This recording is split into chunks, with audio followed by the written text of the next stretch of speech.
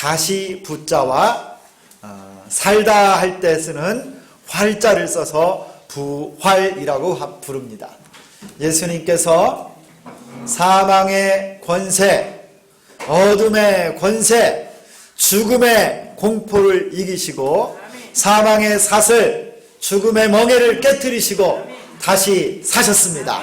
할렐루야! 여러분, 이날이 바로 주님 부활하신 날을 기념하는 거룩한 주일이고 하나님 앞에 예배하는 날입니다. 이 시간 하나님 앞에 믿음으로 예배하는 여러분 심령 위에 우리 하나님의 놀라운 축복이, 은혜가 함께 하시기를 소망합니다. 예수님의 이 부활은요, 역사와 또 인류들 가운데 많은 반대를 그리고 비난을 받아왔습니다. 그게 과학적으로 일어날 수 없는 일이 어떻게 죽은 사람이 다시 살 수 있겠는가. 그래서 이거는 그 당시 예수님의 제자들이 지어낸 이야기다, 아니면 뭔가 착각을 했다, 무덤이 빈 것은 아마도 누가 예수님의 시신을 훔쳐갔을 것이다. 심지어 이렇게 말하는 사람도 있습니다. 제자들의 마음속에 예수님이 다시 살아난 거지 정말 죽었던 예수님이 살아난 것은 아니다. 여러 이론들, 여러분 머리도 좋습니다. 어떤 사람은요, 예수님이 십자가에서 죽으신 것이 아니라 잠깐 기절했다가 추워서 살아났다, 이렇게 말하는 사람들도 있어요. 여러분, 그렇게 이론을 만들어내는 것보다 예수를 믿는 것이 더 쉽습니다. 여러분, 성경의 예수님은요, 십자가에 못 박혀 죽으신 것이 확인이 되었고 무덤이 있었습니다. 아리마대 요셉의 그 빈 무덤에 예수님이 장사 지낸 바 되셨습니다. 그리고 그 문을 돌로 막아서 여러분, 여인들이 어디에 예수님이 무덤이 있었는지까지 다 확인했습니다. 여러분, 그리고 신약 성경이 기록될 때요, 예수님의 부활을 목격한 사람이 살아 있었습니다. 여러분, 막달라 마리아와 그리고 11 제자들과 500여 형제들에게 부활하신 예수님이 나타나셨고, 나중에 사도된 바울에게도 예수님이, 부활하신 주님이 나타나셔서 성경을 기록했던 거예요. 여러분, 이 부활의 사실은요, 아무리 세상 사람들이 또 자유주의 신학자들이 그럴듯한 이론을 통해서 주장한다 할지라도 결코 바꿀 수 없는 진리요 사실인 줄 믿습니다. 여러분, 오늘 말씀 가운데 부활하신 예수님이 첫 번째 부활의 증인들 앞에 주신 부활의 소식, 부활의 메시지가 오늘 본문 가운데 있어요. 여러분, 오늘 말씀의 배경은 이렇습니다. 언제 이 일이 있었느냐면 예수님이 부활하신 안식 후 첫날, 바로 지금 우리 주일입니다. 안식일은 유대인들이 토요일날 지키기 때문에 안식 후 첫날이 바로 지금 일요일, 주일이에요. 이 주일 새벽에 예수님이 부활하셨고 그날 밤에 제자들이 모여 있었습니다. 19절에 그렇게 나오죠. 이날이 바로 주일이고 부활하신 예수님의 그 날로부터 해서 예배하는 날이 바로 주일로 바뀌어진 거예요. 부활하신 이날 어떤 상황입니까? 제자들이 유대인들을 두려워하여 모여 있었다라고 말합니다. 남은 제자들이 예수님을 잡아 죽이는 저 유대인들을 보고 예수님을 따랐던 제자들도 잡아가지고 죽일까봐 두려워서 그들이 조용히 모여 있었어요. 문들이 닫혀 있었다 말합니다. 여러분, 우리 한글 성경으로는 문들이 닫혀 있었다 그랬는데 영어 성경을 보면 문을 걸어 잠궜다 그래요. 두려웠던 겁니다. 그런데 예수님께서 그들 한가운데 오셔서 서셨습니다. 문은 닫혀 있는데 어떻게 오셨는지 모르겠어요.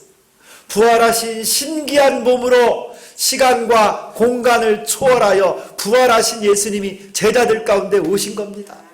여러분, 이 제자들은 예수님을 부인하고 배신하고 다 도망갔던 제자들인데요, 그들 가운데 우리 주님이 찾아오셨어요.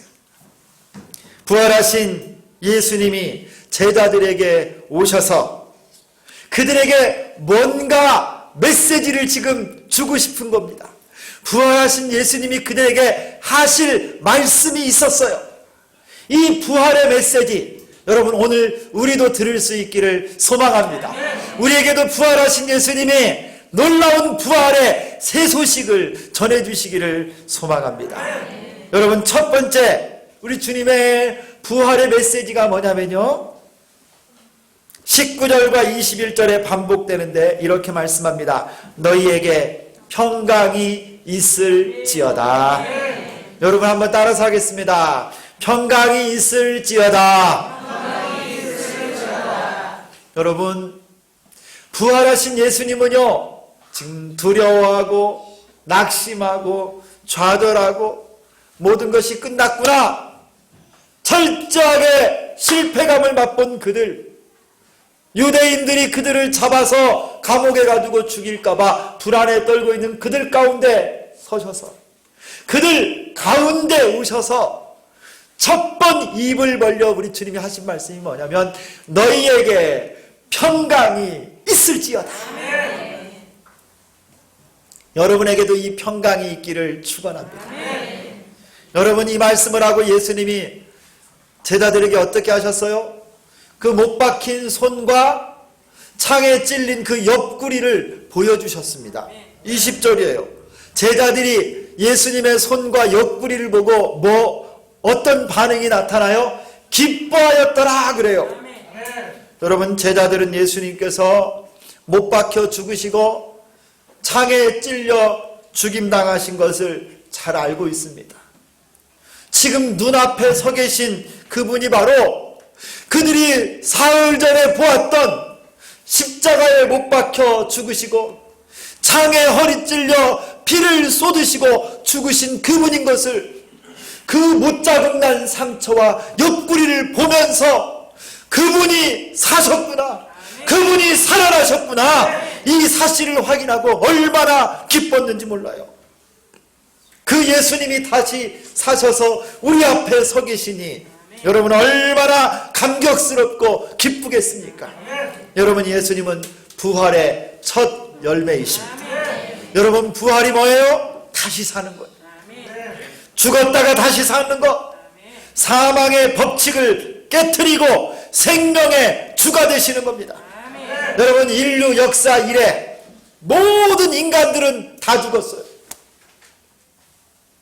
죽기 싫어서 여러분 불루초를 구했던 사람들도 다 죽고, 여러분 좀 오래 살면 100살이 넘게 사는 사람도 있지만 일찍 떠나는 사람 아니면 중간에 가는 사람, 모든 인류는요 한 사람도 예외 없이 다 죽었습니다. 마귀는요 이 사망의 법칙, 죽음의 법칙으로 인류를 꽉 잡고 다스리고 있어요, 마귀가.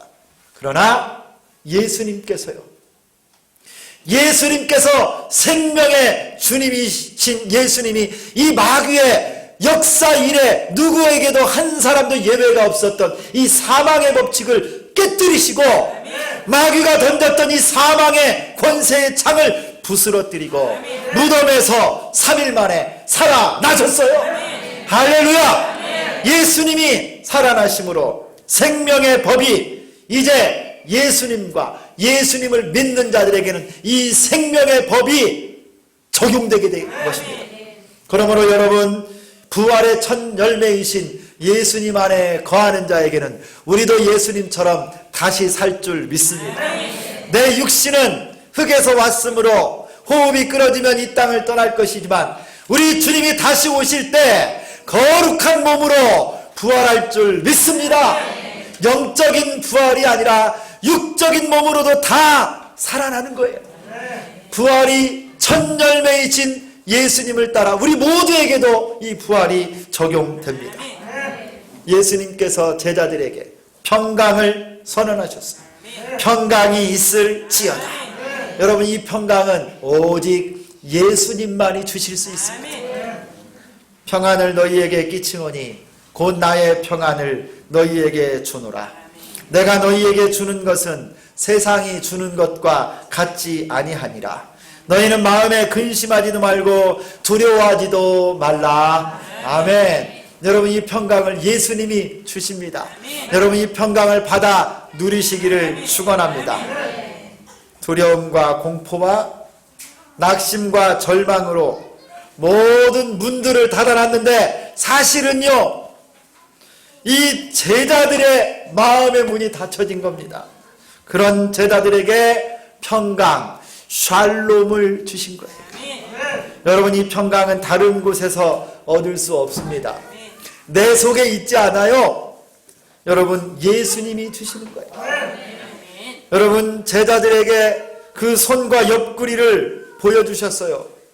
여러분, 제자들은 십자가에 못 박혀 죽으시는 예수님을 보면서 얼마나 가슴을 쳤는지 모릅니다.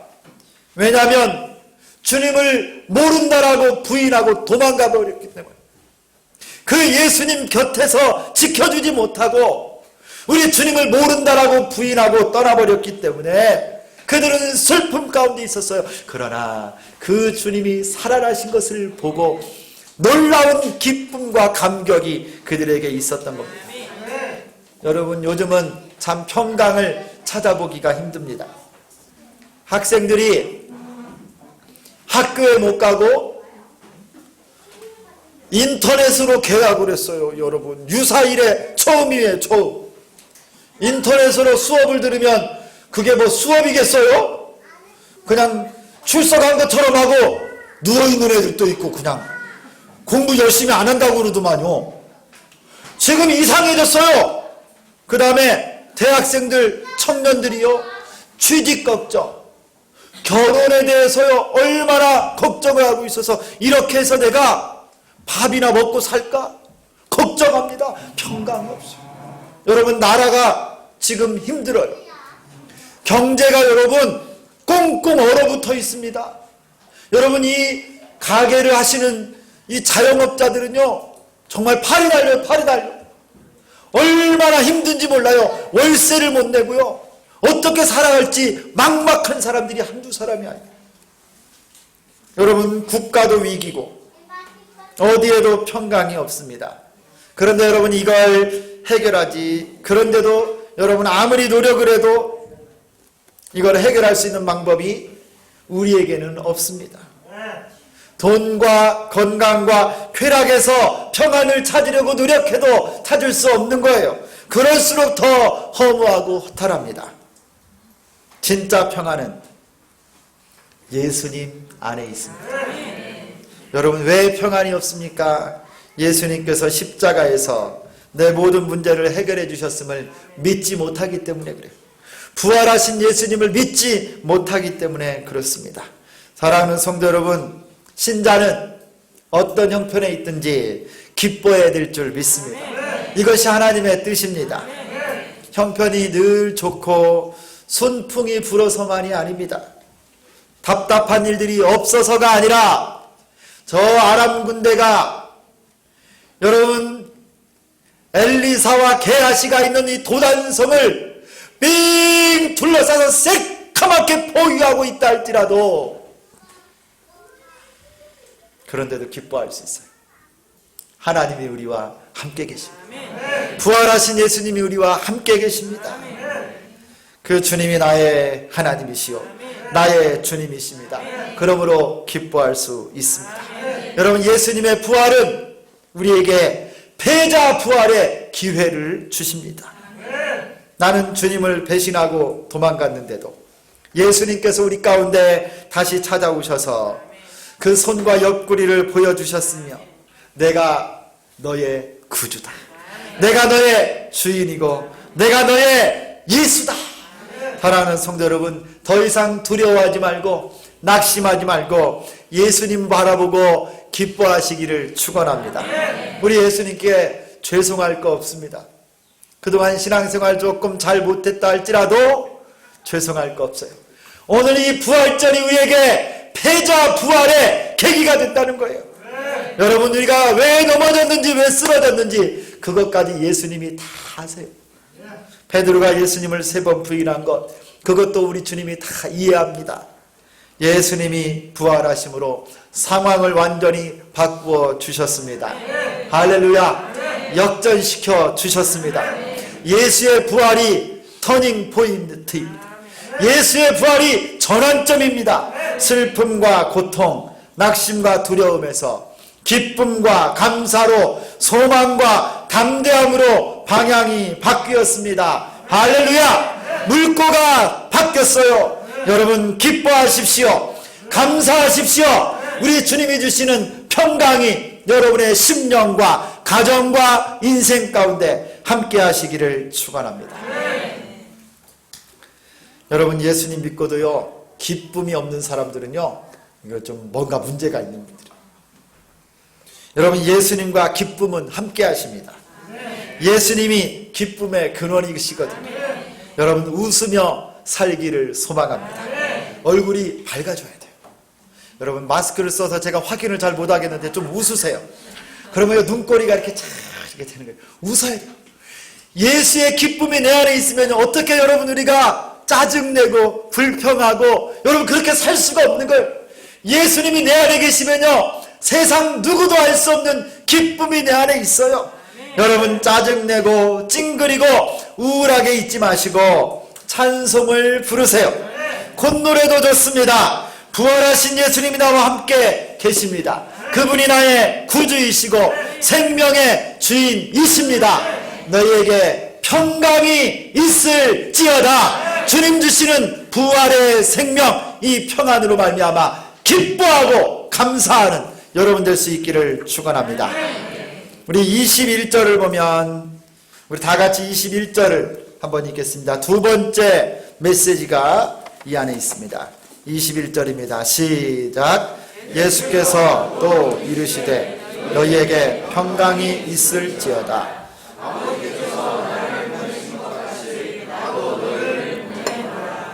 아멘.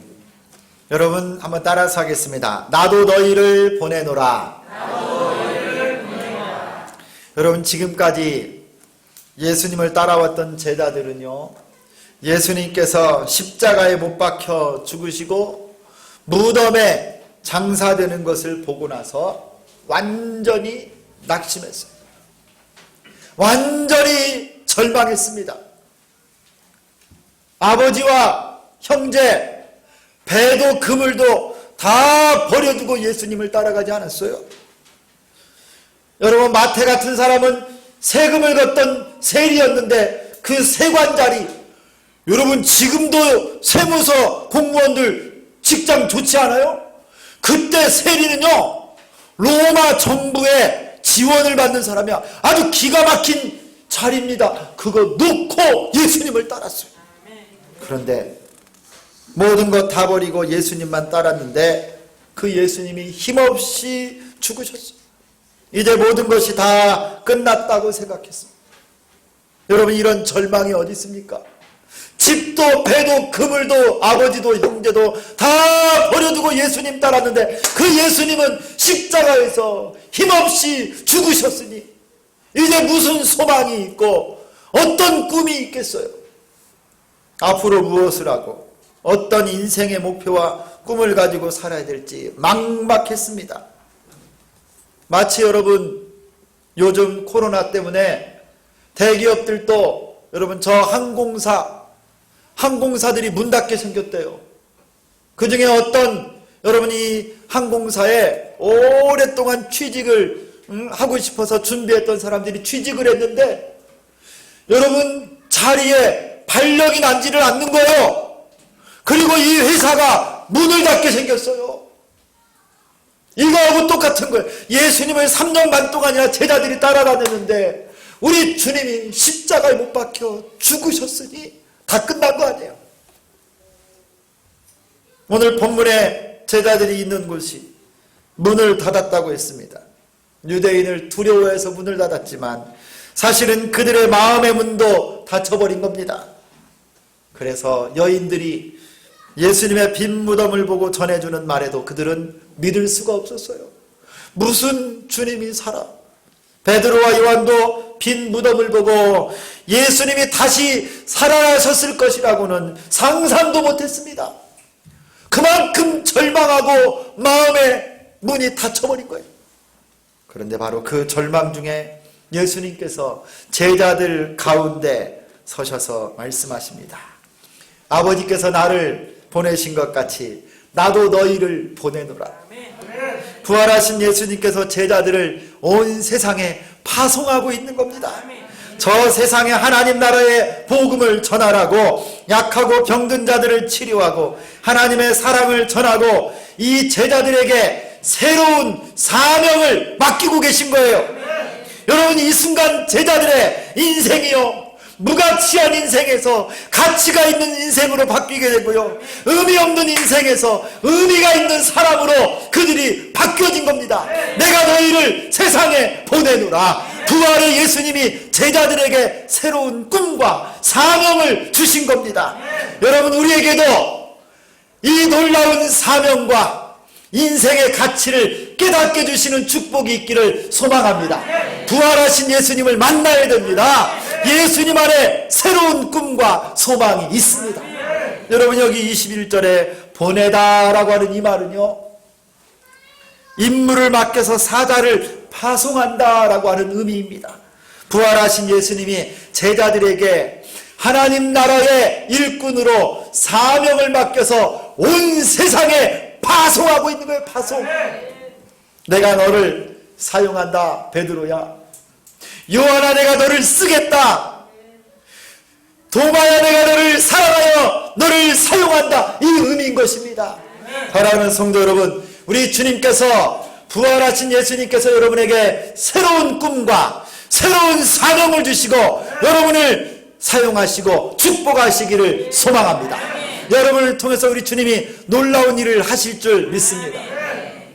예수께서 나와 말씀하여 이르시되 하늘과 땅의 모든 권세를 주셨으니 그러므로 너희는 가서 모든 민족으로 제자를 삼아 아버지와 아들과 성령의 이름으로 세례를 주고 내가 너희에게 분부한 모든 것들을 가르쳐 지키게 하라. 볼지어다 내가 세상 끝날까지 너희와 항상 함께 있으리라 하시니라. 사랑하는 성도 여러분, 부활하신 예수님을 만나고 새로운 사명을 갖고 살아가는 여러분 되기를 축원합니다. 한번 따라서 하겠습니다. 나는 사명자다. 우리는 사명자다.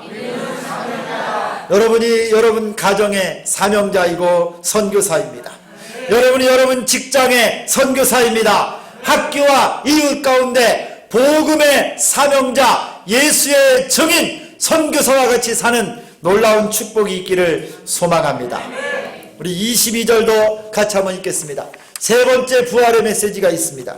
22절 시작. 이 말씀을 하시고 그들을 향하사 숨을 내쉬며 이르시되 성령을 받으라. 아멘. 따라서 합니다. 성령을 받으라. 여러분, 부활하신 예수님께서요, 우리에게 평강을 선포하셨고 우리를 세상의 사명자로 선교사로 보내시면서 우리가 어떤 존재인지를 누구보다도 잘 아시기 때문에 성령을 우리에게 받으라고 말씀하셨어요. 여러분, 우리가 잘 알다시피 우리가 얼마나 연약한 존재입니까? 우리가 얼마나 실수가 많고 얼마나 부족한 존재예요? 우리 주님도 그걸 다 아시는 거예요. 그러므로 예수님께서 제자들에게 숨을 내쉬며 성령을 주셨습니다. 하나님의 일, 세상에 보내서 사명자로 살 때 우리의 힘으로도 능으로도 되지 않기 때문에 오직 성령으로 가능하기 때문에 성령을 불어넣어 주신 줄 믿습니다. 성령님은 예수님의 영입니다. 부활의 영이요 생명의 영입니다. 능력의 영이 바로 성령님이십니다. 여러분 아멘 하세요. 성령님이 구원의 영이십니다. 기도의 영이시고 말씀의 영이시고 부활의 영이신 줄 믿습니다. 여러분 이 부활의 아침 여러분 모두 성령 충만하시기를 축원합니다. 여러분 예수 믿는 사람은요 성령으로 하지 아니하고는 누구도 예수님을 나의 구주라고 고백할 수가 없습니다. 예수님을 믿는 사람은요 성령이 함께하는 자들이에요. 여러분 진정 예수님을 믿고 영접한 사람은 우리 모두가 다 성령의 사람입니다. 그러므로 여러분 하나님의 일, 복음 전하고 교회를 세우고 사랑을 실천하는 이 모든 일은 나의 능력과 지혜와 경험으로 부지런함으로 할 수 있는 것이 아니라 오직 성령으로 가능합니다. 그래서 예수님이 이 시간 성령을 받으라 말씀하신 거예요. 부활의 메시지 세 번째 메시지요. 여러분 우리 온전히 성령님을 의지하고 성령으로 충만하시기를 소망합니다. 지금까지 게으르고 습관에 매이고 경험에 따라 신앙생활했던 것 오늘 이 아침에 청산하는 거예요. 성령의 사람 될 수 있기를 소망합니다. 성령께서 나를 충만하게 다스리시려면 여러분 내 것이 사라져야 돼요. 내 생각, 내 고집, 내 성격이 살아있어서는 성령님께서 나를 통치하시기가 힘듭니다. 철저히 복종하시고 나는 죽고 오직 내 안에 그리스도께서 사시도록 여러분의 마음의 보좌를 하나님께 드리시기를 축원합니다. 내 자아와 내 의지를 성령님께 맡기십시오. 성령의 사람이 되고 성령님을 환영하고 성령님을 의지하고 성령님께 순종하는 여러분 되기를 소망합니다. 이 부활절 아침 우리 주비전 교회에 사망 권세를 깨뜨리신 부활의 예수님께서 여러분 모두에게 평강 주시기를 축원합니다. 우리를 온 세상으로 지금 파송하시며 성령을 부어 주십니다. 여러분 이 부활의 능력을 의지하고 승리하고 예수의 증인, 부활의 증인으로 사는 여러분 다 되시기를 예수 그리스도의 이름으로 축원합니다. 하나님 아버지 감사합니다. 하나님 앞에 우리 주비전 교회 처음 부활절 예배 주께서 주신 부활의 메시지를 들고 평안하게 하여 주시고 사명자로 우리를 사용하여 주시고 성령으로 충만케 하여 주옵소서. 오늘부터 가치 있는 인생, 오늘부터 의미 있는 삶, 오늘부터 내 인생에 터닝 포인트가 일어나게 도와주시고 패자 부활의 역사가 일어나게 하여 주옵소서. 근심과 낙심과 좌절과 질병과 세상의 염려로부터 놓아지게 하여 주시고 다시 사신 주님, 생명의 주님, 부활의 예수님을 의지하고 사명자와 같이 선교사와 같이 살아가는 우리 모든 주의 백성들 다 되게 하여 주옵소서. 예수 그리스도의 이름으로 기도드리옵나이다. 아멘.